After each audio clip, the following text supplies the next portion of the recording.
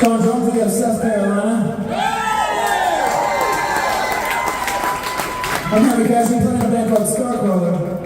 And, well, we're big flat diligence fans. Sent us from Greensboro, North Carolina. When we first met, me being from California, the first thing I asked him was, "Oh, you're from North Carolina, you know about this band called the Flat Diligence?" And he said, "Of course." And we talked about the only, couple videos there are of the Flat Diligence that we both watched over and over. And so when we first started a band together, before we went on stage, we would watch those videos. The videos from the Athens music. The energy was insane. Oh, does he want water? You got some. You gotta stay hydrated. You look thirsty. You're engaged, man. But yeah. So, we came through here a few times, and every time we came through, we were like, "Oh man, we gotta go find Dex," because I hear, all these stories that he's just wandering around the train tracks with a guitar in the middle of the night. After a show, we just gotta go walk around or something. So a couple times we tried walking around, and we found some people, but they weren't the people we were looking for. We'll talk about that later. But and then the last time we came through, we didn't find him, but we got a hold of him, and he said that he did want to meet us, but it just didn't work out that time.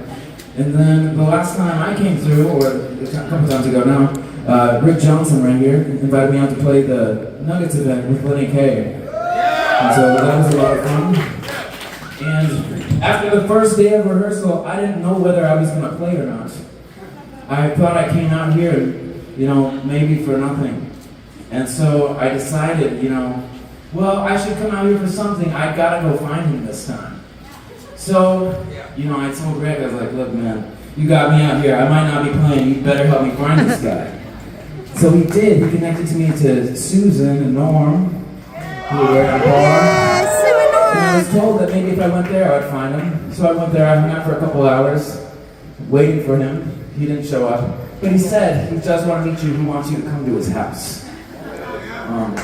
At that point, Norm had a few drinks, and he said, "Can you drive?" And I said, "Yeah." So we get out to his car, and I sit down in the driver's seat, and it's a stick shift. It's my car. And I realized pretty quickly that I couldn't drive a stick shift, and I was fucked.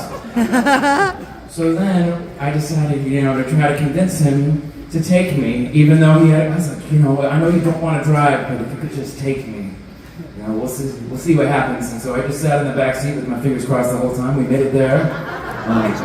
And then we stayed up and we watched videos of Gene Vincent and Elvis Presley, and we talked about our bands and what touring's like and playing with other musicians, and it was a really beautiful moment in time. And for those last couple months, he would send me videos in the middle of the night of songs he did or songs that he liked, and it was a really beautiful moment. And then me and Seth got to come back here, and we played his memorial last year, and that was a really beautiful moment as well. And so then when we were asked to come back to play this, we thought it was going to be the same, play 2 songs and fly back home. And then we got a event runtime, and it said we were going to play for an hour and 30 minutes. And I'm in the middle of a tour, and I said, "Fuck no." I don't even know if a Flat Duo just played for an hour and 30 minutes. So then we were able to barter our way down to, like a slim 30, 45. But we were trying to think of, what can we do to make it special? And then, the way things happen, I got a notification on Facebook that said, this guy, Crow, wants to reach out to me. And talk to me.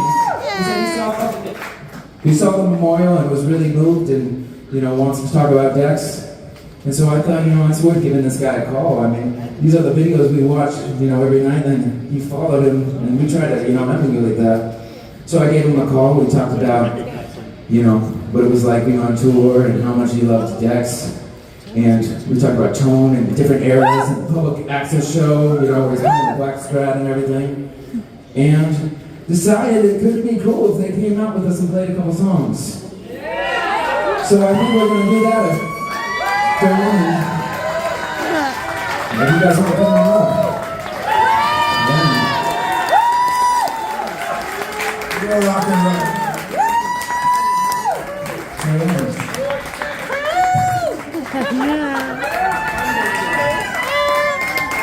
The remaining numbers we gotta do with everybody.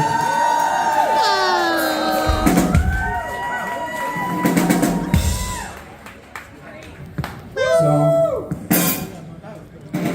I said it's either gonna be great or it's gonna be a train wreck, and either way it's gonna be just like the show, so. Raw energy. Alright, 2 southern drummers right here, let's take it.